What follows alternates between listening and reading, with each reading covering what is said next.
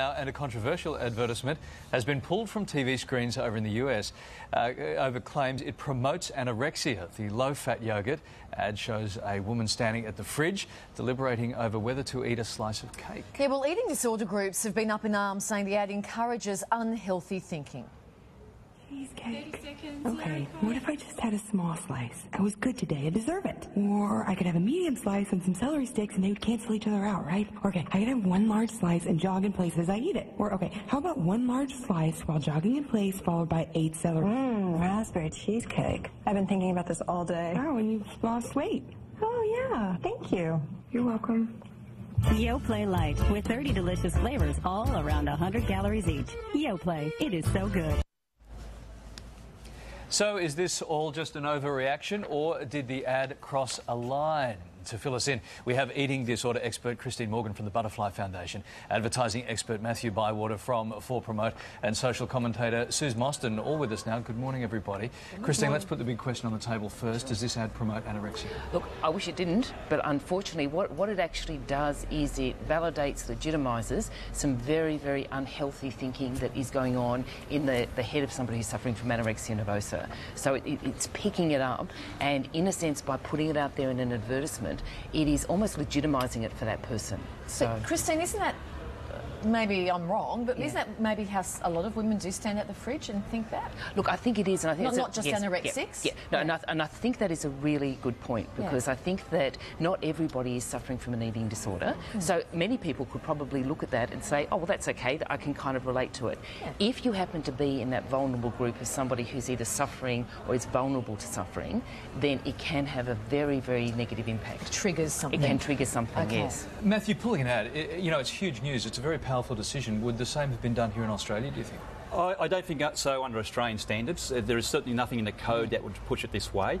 And I think I'm a little bit cautious here about the amount of restrictions that are getting placed on advertisements. I think this ad's very creative. I think it gives people options. It's taken a very complex issue as far as what do I need to do to improve my lifestyle and give them a very simple solution. And I think this ad's, you know, I think this is right on target. I think this ad's fine.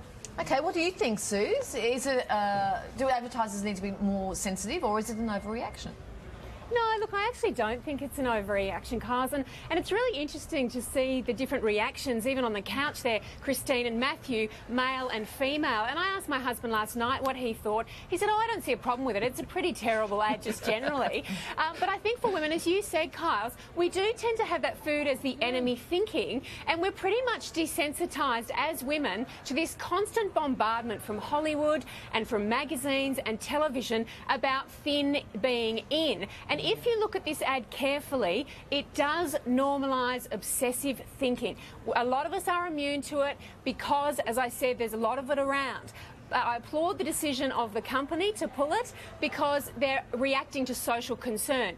But the ad actually shows that very slim woman you can see, preoccupied, stressed, quite obsessed with a food that she's treating like the enemy. And then the other woman, who's incredibly thin already, is complimented for losing even more weight. And the line that really concerns me is where she says, if I eat it and jog in place at the same time. That is classic anorexic, sick thinking. Suze, is it really that different to other ads about low-fat foods? I think this is what Kylie was getting at before.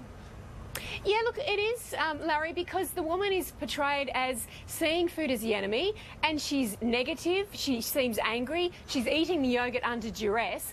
And the thing that's interesting about this is about Jessie, the makeup girl, just moments before, and also earlier this week, a Melbourne University study conclusively showed that children as young as 7, boys and girls, because of all these, you know, multi-layered messages, are now saying, I'm too fat, I need to lose weight. It's very concerning, and I'd like to see a positive ad, something that says, you know what, you can actually enjoy food. It doesn't have to be the enemy. You can have your cheesecake and your yogurt too. Just a small slice, moderation. Enjoy it. Don't run on the spot. Yeah.